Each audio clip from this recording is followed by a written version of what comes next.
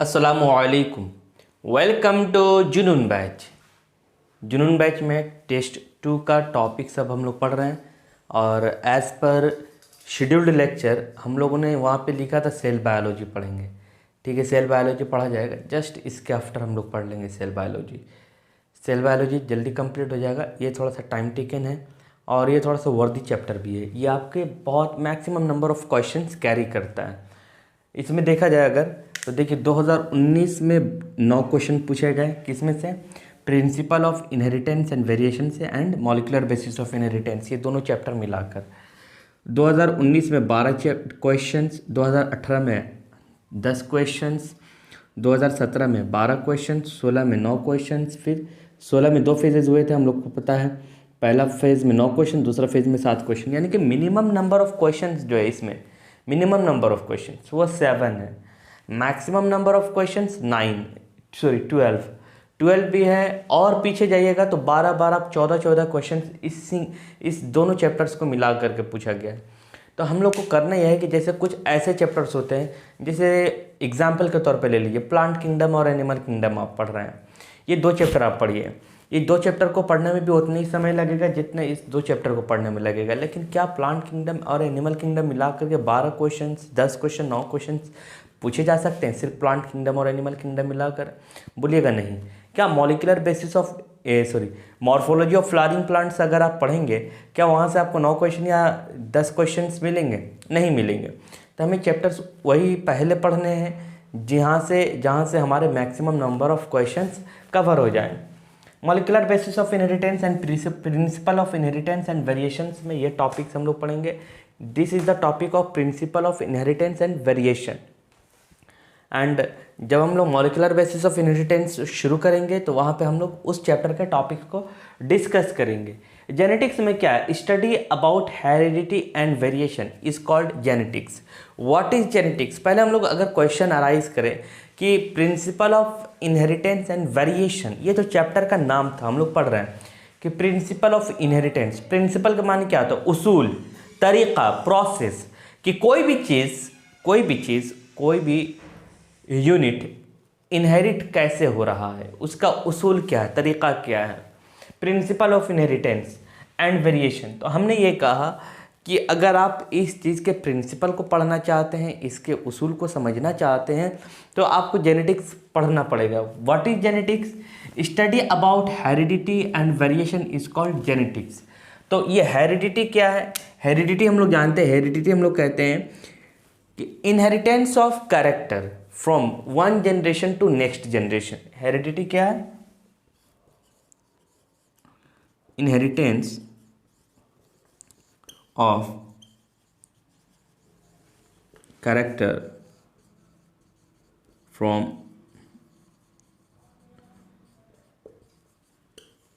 One generation to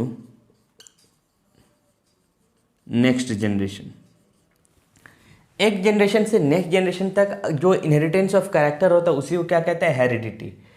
और variation क्या है? मैंने ये कहा कि 2 ऑफस्प्रिंग है, एक ऑफस्प्रिंग है ए, मैंने ये कहा कि एक ऑफस्प्रिंग है ए, और फिर मैंने कहा कि एक ऑफस्प्रिंग है बी, एक ऑफस्प्रिंग है बी। ये ए और बी जो है ये सेम पेरेंट के हैं, ये इनके पेरेंट्स हैं, इसके भी पेरेंट ये हैं और इसके भी पेरेंट ये हैं। इंडिविजुअल ऑफ सेम पेरेंट के या फिर इंडिविजुअल ऑफ सेम स्पीसीज के 2 अलग अलग जो इंडिविजुअल्स होंगे उनमें क्या चेंजेस हैं, इसमें क्या चेंजेस है? मैंने कहा ये ऐसे दिख रहा है, ये कुछ ऐसे दिख रहा है, ठीक है। तो इन दोनों में फ़र्क है, लेकिन ये क्या है? ये दोनों एक ही पेरेंट के इंडिविजुअल है। इस पेरेंट का भी इंडिविजुअल यही है और इस पेरेंट का भी इंडिविजुअल यही है, लेकिन दोनों में क्या है? चेंजेस है। क्या है? डिफरेंसेस है। तो हम क्या बोलेंगे? Difference among the individual of same species. Difference among the individual of same species. एक ही स्पीसीज के जो काफ़ी इंडिविजुअल्स होंगे उनमें जो डिफरेंस होगा उसी को क्या कहते हैं? वेरिएशन। ठीक। तो ये जो स्टडी ऑफ हेरिडिटी यानी कि इनहेरिटेंस ऑफ कैरेक्टर, एक जनरेशन से नेक्स्ट जनरेशन तक जो कैरेक्टर इनहेरिट हो रहा है उसका स्टडी, और जो कैरेक्टर इनहेरिट होने के बाद पेरेंट में और ऑफस्प्रिंग में क्या चेंजेस है यानी कि वेरिएशन। जब हम इन दोनों चीज़ का स्टडी करेंगे कि कोई भी कैरेक्टर एक ऑफस्प्रिंग से नेक्स्ट जनरेशन में कैसे ट्रांसफर हो रहा है, इनहेरिटेंस कैसे हो रहा है, और इनहेरिटेंस के जस्ट आफ्टर उस पेरेंट में और ऑफस्प्रिंग में क्या डिफरेंसेस हैं, जब हम इनका स्टडी करेंगे, that is called genetics. The term genetic was given by W Bateson. किसने दिया था? And the father of genetics हर कोई जानता है, Mendel, Gregor John Mendel, G.J. Mendel. And father of modern genetics W Bateson साहब को ही कहते हैं, बैटसन। ठीक है, ये रहा चैप्टर का शुरुआत हम लोगों ने अभी किया। उसका हमने सबसे पहले इस चैप्टर में क्या पढ़ना है, टर्मिनोलॉजी, कि इस चैप्टर में कौन कौन से टर्म्स आएंगे, उन टर्म्स को पहले समझना ज़रूरी है। टर्मिनोलॉजी के बाद हम लोग पढ़ेंगे मेंडल्स लॉज ऑफ इनहेरिटेंस, कि मेंडल ने एक कैरेक्टर नेक्स्ट जनरेशन में कैसे इनहेरिट होगा, उसके लिए क्या क्या बातें मेंडल ने कही, उन बातों को हम लोग समझेंगे। इनहेरिटेंस ऑफ वन जीन यानी कि मोनोहाइब्रिड क्रॉस पढ़ेंगे, फिर इनहेरिटेंस ऑफ टू जीन यानी कि डाईहाइब्रिड क्रॉस पढ़ेंगे, फिर सेक्स डिटर्मिनेशन पढ़ेंगे। म्यूटेशन हम लोग यहाँ पे नहीं पढ़ेंगे, इस चैप्टर में म्यूटेशन नहीं पढ़ेंगे, ठीक है। उसके बाद से जेनेटिक डिसऑर्डर पढ़ेंगे। देखिए क्या क्या पढ़ना है, मेंडेलियन जेनेटिक्स, ठीक है। मेंडेलियन जेनेटिक्स जनरली कौन सा चैप्टर है? यह है principal of inheritance and variation. ये क्या है? Principal of inheritance and variation ये चैप्टर है, ठीक है। और नॉन मेंडेलियन जेनेटिक्स इसी में आता है। और मॉलिक्यूलर जेनेटिक्स क्या? Molecular basis of inheritance. ये क्या है? Molecular basis of inheritance. यानी कि मेंडेलियन जेनेटिक्स और नॉन मेंडेलियन जेनेटिक्स क्या है? तो हम ये कहेंगे कि कोई भी कैरेक्टर एक पेरेंट से अगले पेरेंट में जो इनहेरिट हो रहा है, एक पेरेंट से अगले पेरेंट में कोई भी कैरेक्टर इनहेरिट हो रहा है, तो उसके क्या उसूल है। मेंडल ने मरने से पहले क्या क्या कहा था कि साहब ये तरीका होगा, या फिर कोई भी जो कैरेक्टर होगा एक जनरेशन से नेक्स्ट जनरेशन में कैसे ट्रांसफर होगा, उसके क्या उसूल उन्होंने कहा। और मेंडल ने जो भी कहा उन बातों से कौन कौन सी बातें मैच हुई और कौन कौन सी बातें मिसमैच हो गई। तो जो जो बातें मेंडल से मिलती जुलती है उनको तो हम तो मेंडेलियन जेनेटिक्स में पढ़ते हैं। मेंडल से हट करके जेनेटिक्स को जो बातें प्रूफ करती हैं, जेनेटिक्स को जो बातें बताती हैं, यूँ कह सकते हैं कि जो जो बातें मेंडल को डिस्कार्ड करती हैं उन्हें किस में पढ़ते हैं? नॉन मेंडेलियन जेनेटिक्स में। नॉन मेंडेलियन जेनेटिक्स, आप अगर यूं कह लें कि मेंडेलियन जेनेटिक्स से ज़्यादा क्वेश्चंस आते हैं एग्जाम में या फिर नॉन मेंडेलियन से, तो ऑब्वियस है नॉन मेंडेलियन से ज़्यादा क्वेश्चंस आते हैं। मॉलिक्यूलर बेसिस ऑफ इनहेरिटेंस से ज़्यादा क्वेश्चंस आते हैं, लेकिन मेंडल को पढ़े बगैर हम लोग नॉन मेंडेलियन या फिर मॉलिक्यूलर बेसिस ऑफ इनहेरिटेंस नहीं पढ़ सकते, क्योंकि वहाँ पर हमें उसूल बताया गया है, तरीक़ा बताया गया कैसा इनहेरिट होता है, ठीक है। तो इन 3-4 टॉपिक्स को छोड़े बगैर हम लोग पढ़े बगैर आगे नहीं बढ़ सकते, इनको छोड़ करके आगे नहीं बढ़ा जा सकता है, ठीक है। तो हम लोग इन टॉपिक्स को पढ़ेंगे, तो इसको नोट कीजिए आप लोग, ठीक है। फिर हम लोग पहला टॉपिक शुरू करेंगे, टर्मिनोलॉजी।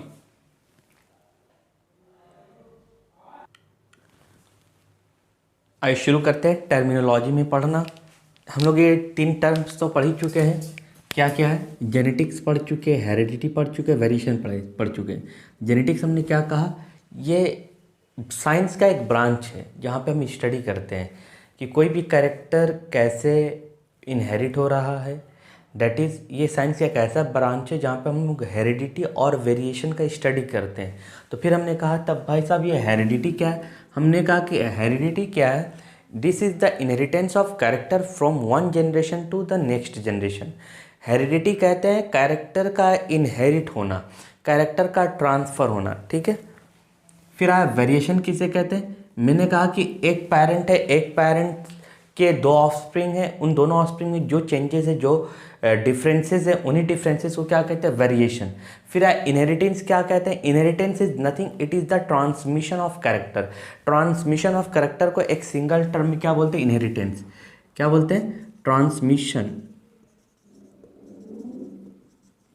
Of character. कैरेक्टर को एक सिंगल वर्ड में क्या बोलेंगे? इनहेरिटेंस। ऑर्गेनिज्म क्या है? जितने भी लिविंग ऑर्गेनिज्म हैं, जो भी बोलेंगे, जो भी सेलुलर ऑर्गेनिज्म है जिसमें प्रोटोप्लाज्म प्रेजेंट है उसे कहेंगे ऑर्गेनिज्म। जो भी स्पीसीज है, स्पीसीज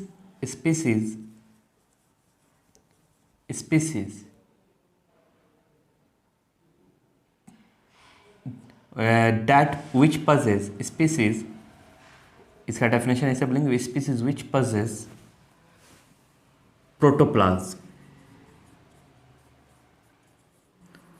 जिसके पास प्रोटोप्लाज्म हो उसी को क्या कहते हैं? ऑर्गेनिज्म।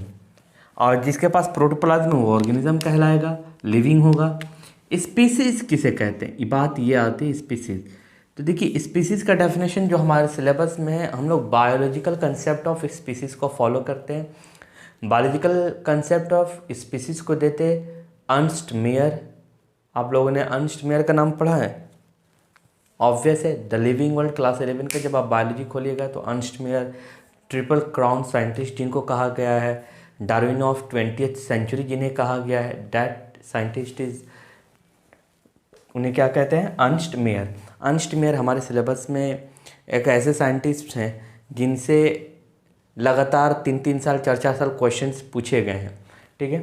तो अर्नस्ट मेयर ही ने क्या हुआ? बायोलॉजिकल कंसेप्ट ऑफ स्पीसीज दिया था। इनके अकॉर्डिंग क्या है, माना कि ये स्पीसीज ए है और ये स्पीसीज बी है, और अगर ये दोनों एक ही स्पीसीज हैं तब तो ठीक है। अगर ये अलग अलग स्पीसीज हैं तो इनमें रिप्रोडक्टिव आइसोलेशन पाया जाएगा।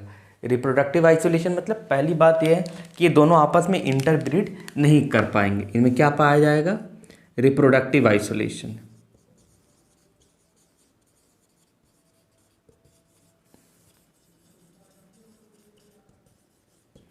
ठीक है, उसके बाद से क्या होगा?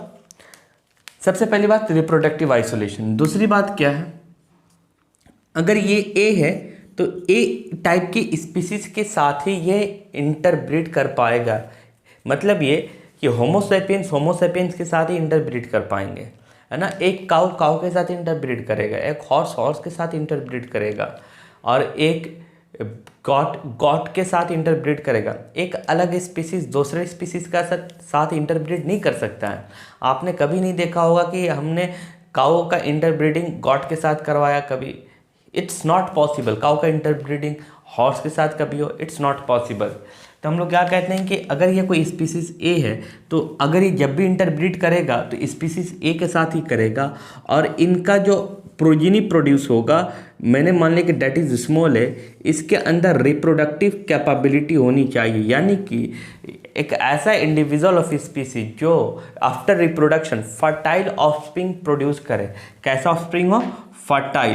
फर्टाइल ऑफस्प्रिंग प्रोड्यूस करे, उसे क्या कहते हैं? स्पीसीज कहते हैं। म्यूल क्या स्पीसीज है? नहीं।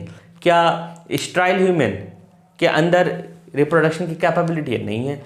क्या हम म्यूल को स्पीसीज कह सकते हैं? नहीं कह सकते। क्या हम हनी बी में ऐसे जैसे वर्कर बी जो हुए, क्या वर्कर बी को हम लोग स्पीसीज बोल सकते हैं? नहीं बोल सकते हैं। उसी तरीके से बहुत सारे क्वेश्चंस आते हैं हमारे सिलेबस में कि पूछेगा क्या हमें इन्हें बायोलॉजिकल कंसेप्ट ऑफ स्पीसीज के अकॉर्डिंग, ध्यान रखिएगा, बायोलॉजिकल कंसेप्ट ऑफ स्पीसीज या फिर अर्नस्ट मेयर के अकॉर्डिंग क्या हम इन्हें स्पीसीज कह सकते हैं? बोलेंगे कभी नहीं। क्लियर? अगला बात क्या आता है? रेस को समझिएगा। Race is nothing just like species है, कि बोलेंगे कि ऐसे इंडिविजुअल ऑफ स्पीसीज जो जियोग्राफिकली आइसोलेटेड हो बट मॉर्फोलॉजिकली मॉडिफाइड हो। जैसे होमोसेपियंस ले लीजिए, हम भी इंसान हैं, साउथ अफ्रीका वाले भी इंसान हैं, अमेरिका वाले भी इंसान हैं, लेकिन हम लोग क्या है? We all are homo sapiens. But हम में क्या है? हमें मॉर्फोलॉजिकल मॉडिफिकेशन है। लेकिन क्यों? तो हम बोलेंगे कि जियोग्राफिकल आइसोलेशन की वजह से। तो हम क्या बोलेंगे? Individual of species which are geographically isolated but morphologically modified. Race में हम क्या बोलेंगे?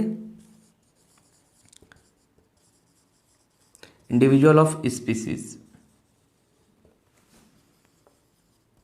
विच are geographically isolated and morphologically modified। क्या होता है? जियोग्राफिकली आइसोलेटेड होते हैं और मॉर्फोलॉजिकली मॉडिफाइड होते हैं। उसे ही हम क्या बोलते हैं? रेस। ह्यूमन का रेस है तो ह्यूमन रेस, हॉर्स का रेस है तो हॉर्स रेस। ठीक है। ऑफस्प्रिंग, ऑफस्प्रिंग क्या कहते हैं? जो सेक्सुअली रिप्रोड्यूस होते हैं। सिबलिंग क्या बोलते हैं? सिबलिंग एक ही पैरेंट के दो ऐसे ऑफस्प्रिंग जो दो डिफरेंट टाइम पे प्रोड्यूस हो, उसे क्या कहते हैं? सिबलिंग्स। ठीक है। और एक ही पेरेंट के ऐसे ऑफस्प्रिंग जो at the same time produce हो, उसे क्या कहते हैं? ट्विंस। अब कोई कह दिया कि सर जैसे जो ट्विंस होते हैं तो वो तो एक साथ थोड़ी प्रोड्यूस होते हैं, दोनों तो बारी बारी प्रोड्यूस क्या होते हैं। भैया बात वो है, लेकिन यहाँ पे 1 मिनट और 2 साल का डिफरेंस ना है। जैसे मान लो कि आप लोग जैसे स्कूल के गेट के साथ आप लोग ये जो है सेम गेट से आप लोग स्कूल में इंटर कर रहे हो। एक 10:40 में एंटर किया, दूसरा भी 10:40 में एंटर किया। एक एंटर करेगा तब ना पीछे वाला एंटर करेगा, एक ही साथ दोनों एंटर कर जाएगा। कोई बोलेगा सर गेट बड़ा है, तो मैंने क्या किया, एक गेट ऐसा है कि एक साथ में एक ही आदमी एंटर कर सकता है या फिर एग्जिट कर सकता है। ठीक है। तो वहाँ पे क्या होगा, एट अ टाइम एक आदमी एंटर करेगा या फिर एग्जिट करेगा। तो जाहिर सी बात है कि कहीं पे भी अगर हम लोग एक ऐसा पैसेज है जहाँ पर एट अ टाइम एक ही स्पीसीज जो है पास आउट हो सकता है, तो हम क्या कहेंगे कि एट सेम टाइम जब दो ऑफस्प्रिंग एक साथ प्रोड्यूस हों तो उसे क्या कहते हैं? ट्विंस। तो मैंने कहा कि एक ऑफस्प्रिंग प्रोड्यूस हुआ, जस्ट आफ्टर दैट दूसरा ऑफस्प्रिंग प्रोड्यूस हुआ, दैट आर कॉल्ड ट्विंस। एक ऑफस्प्रिंग आज प्रोड्यूस हुआ, दूसरा ऑफस्प्रिंग 2 साल 3 साल 4 साल के बाद प्रोड्यूस हुआ, उसे कहेंगे सिबलिंग। ठीक है। फिर क्या कहेंगे?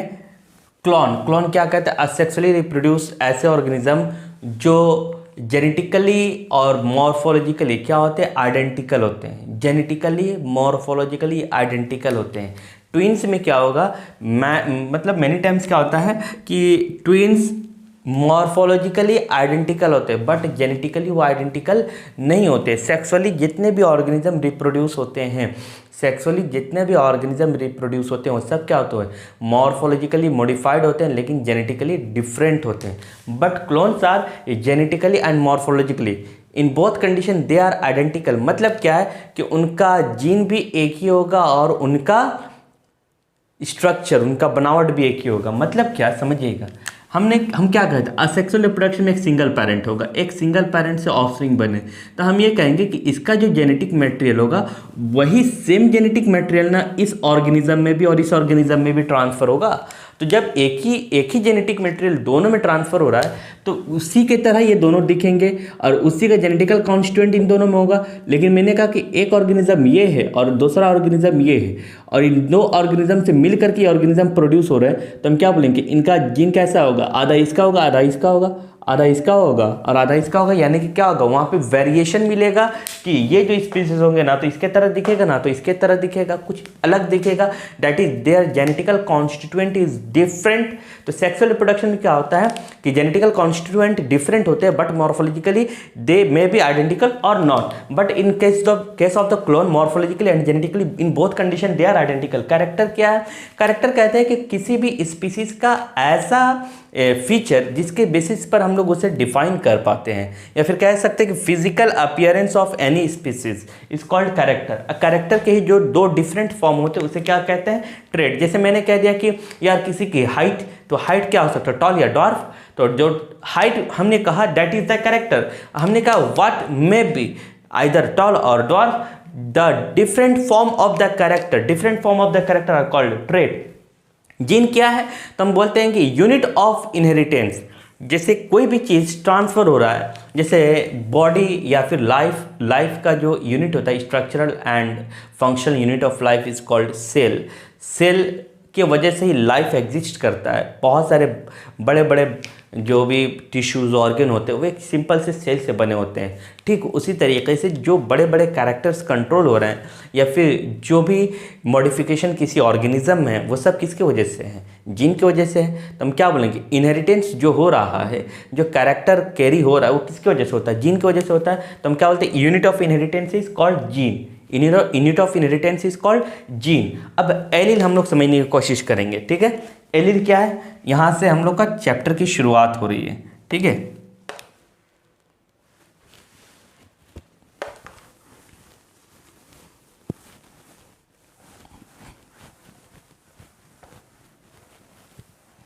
समझिएगा एलील क्या है।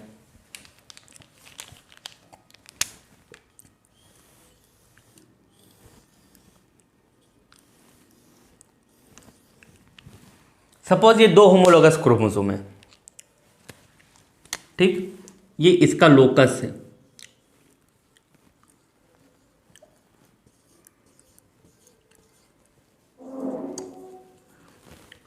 ठीक है। और इस लोकस पे क्या है, जीन है। इस लोकस पे क्या है, जीन।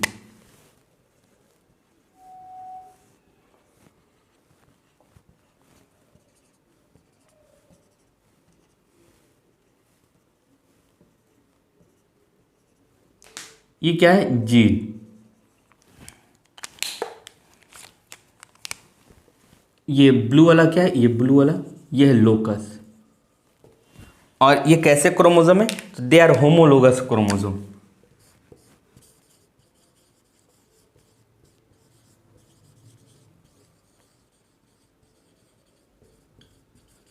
ये कैसे क्रोमोसोम, होमोलोगस क्रोमोसोम। तो हम क्या बोलेंगे कि what is allele, allele is nothing the alternative form of the gene. कोई भी जीन है तो उस जीन की जो अल्टरनेटिव फॉर्म होते हैं उसी को क्या कहते हैं, जीन, सॉरी एलील। तो जीन के अल्टरनेटिव फॉर्म को क्या कहते हैं, एलील। समझिएगा, हेडिंग डाल लीजिएगा। एलील के साथ ही हम लोग का चैप्टर की शुरुआत होता है, एलील। क्या डेफिनेशन मैंने कहा इसका,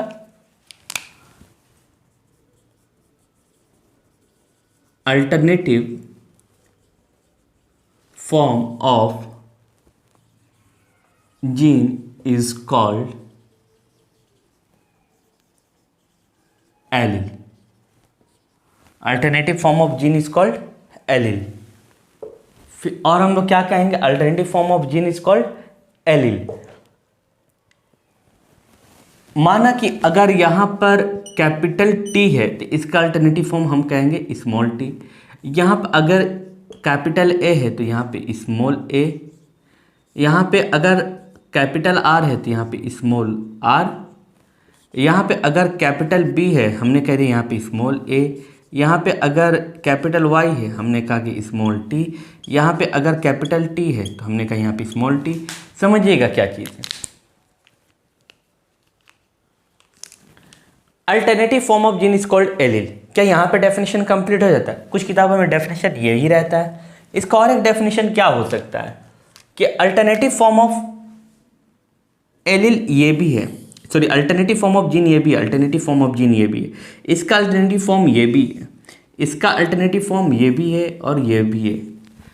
लेकिन क्या दोनों को इनको और इनको एलील कहेंगे या इनको और इनको एलील कहेंगे, समझने की कोशिश कीजिएगा।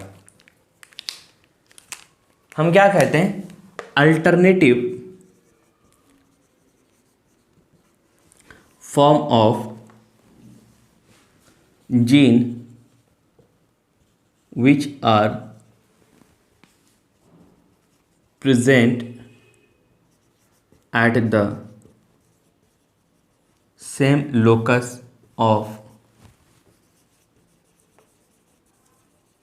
homologous chromosome। ठीक है, जीन का क्या होना चाहिए, अल्टरनेटिव फॉर्म होना चाहिए। कहाँ प्रेजेंट होना चाहिए, सेम लोकस पर, किसके, होमोलोगस क्रोमोसोम के। मैंने कहा ये और ये सेम लोकस, इसका अल्टरनेटिव फॉर्म ये, ठीक है, और होमोलोगस क्रोमोसोम है तो इसको एलील बोलेंगे। ये और ये दोनों सेम लोकस पर प्रेजेंट है होमोलोगस क्रोमोसोम में, लेकिन क्या इसका अल्टरनेटिव फॉर्म ये है, तो नहीं है, तो हम इसको एलील नहीं बोल सकते, इसको भी एलील नहीं बोलेंगे। ये और ये alternative form of the gene है, लोकस भी सेम है, होमोलोगस क्रोमोसोम है, इसको एलील बोलेंगे, इसको भी बोलेंगे। And the same condition for this, तो this is the definition of the allele, कि क्या होना चाहिए, उनके लोकस सेम होने चाहिए। ये बात जहन में रखिएगा। अगर ये डेफिनेशन एलील का आपको याद रहेगा ना, तब जा करके आप जो लिंकेज का कंसेप्ट है उसको आसानी से एकदम समझ लीजिएगा कि लिंकेज क्या चीज़ है, लिंकेज कैसे पॉसिबल है। तो वहाँ पे ये एलील का डेफिनेशन आपके जहन में जितना रहेगा उतनी आसानी होगी पढ़ने में।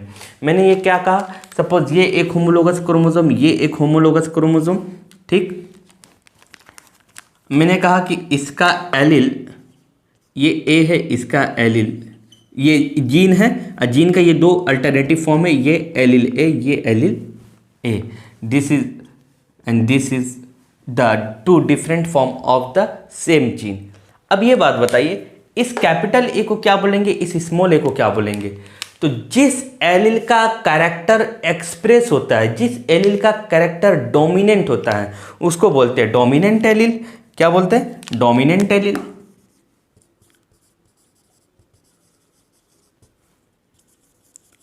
और जिस एलील का कैरेक्टर डोमिनेंट एलील के प्रेजेंस में सप्रेस रहता है और जब भी उस एलील का कैरेक्टर एक्सप्रेस होगा तो होमोजाइगोसिटी में होगा, यानी कि वो एक ही साथ रहेगा तभी होगा, तो उसको क्या बोलते हैं? Recessive allele. ठीक है, तो डोमिनेंट एलील, रिसेसिव एलील भी अगला टर्म में लिख लीजिएगा। इसके बाद हम लोग आगे पढ़ेंगे, यहां तक आप लोग नोट कीजिए।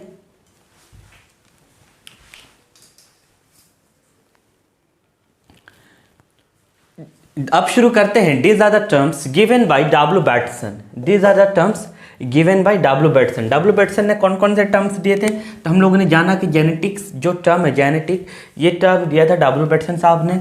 एलील भी टर्म उन्होंने ही दिया था। उसके अलावा 3 और टर्म है जो इन्होंने ही इंट्रोड्यूस किया था जेनेटिक्स में। क्या है? Homozygous, heterozygous and hemizygous.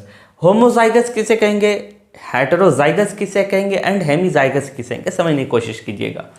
ये जैसे कोई जीन है, कोई जीन के 2 अल्टरनेटिव फॉर्म है जिसे क्या कहते हैं? एलील। मैंने कहा कि एक कोई जीन है उसका अल्टरनेटिव फॉर्म है, एक है कैपिटल आर और क्या है, एक है स्मॉल आर। ठीक है, एक जीन के ये 2 अल्टरनेटिव फॉर्म हो गए, इन्हें क्या कह दिए? एलील। ठीक है, अगर होमोजाइगस क्या कहेंगे? एक ही जीन के जब आइडेंटिकल पेयर्स प्रेजेंट होंगे, एक ही जीन के जब 2 आइडेंटिकल पेयर्स प्रेजेंट होंगे तो उस पेयर ऑफ एलील को क्या कहेंगे? होमोजाइगस। यानी कि identical pair of allele of same gene, identical pair of allele of same gene is called homozygous. मतलब क्या है? कैपिटल आर होगा, स्मॉल आर होगा, कैपिटल टी होगा, कैपिटल आर होगा, सॉरी ये तो हम लोगों ने लिख लिया, कैपिटल जी होगा। ये एक रीजन है। फिर हेटेरोजाइगस क्या होगा? हम कहेंगे हेटेरोजाइगस कि नॉन आइडेंटिकल होगा, different pair of allele of same gene, different pair of allele of same gene. मैंने कहा ये एक एलील है, ये एक एलील है, एक ही सेम जीन के ना, सेम जीन की 2 डिफरेंट एलील है। तो हमने क्या कहा कि एक कैपिटल आर एक स्मॉल आर, दोनों एक ही जीन के हैं लेकिन डिफरेंट एलील हैं, इसी को क्या कहेंगे? हेटेरोजाइगोसिटी। कैपिटल टी है, स्मॉल टी है, कैपिटल जी है, स्मॉल जी है, कैपिटल पी है, स्मॉल पी है। ये क्या है? तो हम बोलेंगे कि 2 डिफरेंट एलील हैं एक ही जीन के, सेम जीन के। ठीक है, उसके बाद से क्या है? हेमीजाइगस। हेमीजाइगस क्या है? तो हम ये कहेंगे कि 2 different allele of different gene, या फिर a segment of allele of a gene, यानी कि 2 अलग अलग जीन के एलील हो या फिर किसी एक जीन का कोई एक सेगमेंट हो। जैसे एक्स और वाई, ये क्या है? जैसे जो ह्यूमन में पाया जाता है मेल में, तो ये क्या है? एक हेमीजाइगस कंडीशन है। ठीक है, तो these are the homozygous, heterozygous and hemizygous. तो इन टर्म्स को आप लोग ध्यान में रखिएगा। इंशाल्लाह आज के लेक्चर में हम लोग यहीं तक पढ़ेंगे। ठीक है, कल आप लोगों का लेक्चर आएगा, इसके साथ हम लोग आगे बढ़ेंगे, टर्म्स में ही कुछ पढ़ेंगे, उसके बाद से हम लोग आगे बढ़ेंगे। ठीक है, लेक्चर की शुरुआत इंट्रोडक्शन में इतना काफ़ी है। मिलते हैं अगले लेक्चर के साथ। अल्लाह हाफिज़।